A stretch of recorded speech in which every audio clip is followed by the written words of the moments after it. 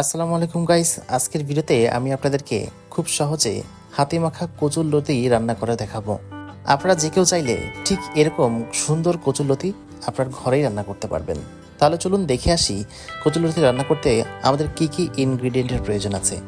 সর্বপ্রথম কচুরলতি এবং আলু খুব সুন্দরভাবে কেটে আমরা এখানে ধুয়ে নিয়েছি। এরপর এর ভিতরে 8 থেকে 10 ফালি কাঁচামরিচ, 2 থেকে 3টা পেঁয়াজ কুচি, 2 টেবিল চা চামচ পরিমাণ রসুন বাটা, 1 চা চামচ পরিমাণ জিরা বাটা এবং সেই সাথে পরিমাণ মতো হলুদ এবং লবণ দিয়ে সবগুলো খুব ভালোভাবে মিক্স করে নিব। এটা যেহেতু হাতে মাখা হবে সেহেতু খুব সুন্দরভাবে মেখে নিতে পারলে স্বাদ আসবে দারুণ। চচ্চড়ির স্বাদ ডিপেন্ড করে তার মাখানোর উপর, সেহেতু মশলাগুলো যত সুন্দরভাবে এটার ভিতরে ভালোভাবে মিক্স করবেন এটার স্বাদ ঠিক তত ভালো হবে। তারপর এখানে পরিমাণ মতো সয়াবিন তেল দিয়ে আমরা এটাকে খুব ভালোভাবে মিক্স করে নিব। এ পর্যায়ে আমরা এখানে কচুরলতির ভিতরে পানি দিয়ে নিব। আমি হাত ধোয়ার জন্য যতটুকু পানি দিয়েছি এতটুকু পরিমাণ পানি দিবেন। খুব বেশি পানি দিলে এটা খেতে ভালো হবে না।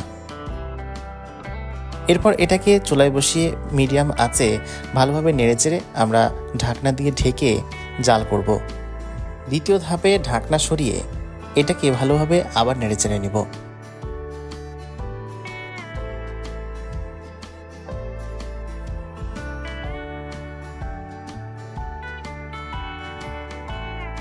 আপনি যদি কোনো মাছ দিতে চান তাহলে আগে থেকে ভেজে রাখা সেই মাছগুলো এর ভিতরে দিতে পারেন।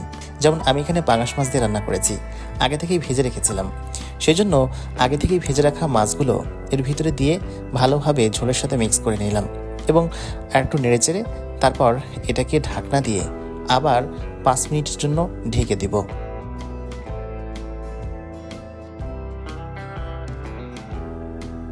কচুরলতি সবসময় ইলিশ মাছ দিয়ে রান্না করলে সব থেকে ভালো লাগে, তবে আমি এখানে পাঙাশ মাছ দিয়ে রান্না করেছি বলে যে খারাপ হয়েছে এমন না, বেশ সুন্দর খেতে পেয়েছে। আপনিও এটা আপনার বাসায় ট্রাই করতে পারেন। আপনি চাইলে যে কোনো মাছ দিয়ে এটা ট্রাই করতে পারেন। আশা করি আজকের রান্নাটা আপনাদের কাছে ভালো লেগেছে। আশা করি আপনারা আমাদের চ্যানেলটিকে সাবস্ক্রাইব করে রাখবেন, সেই সঙ্গে লাইক এবং কমেন্ট করতে ভুলবেন না। ধন্যবাদ সবাইকে।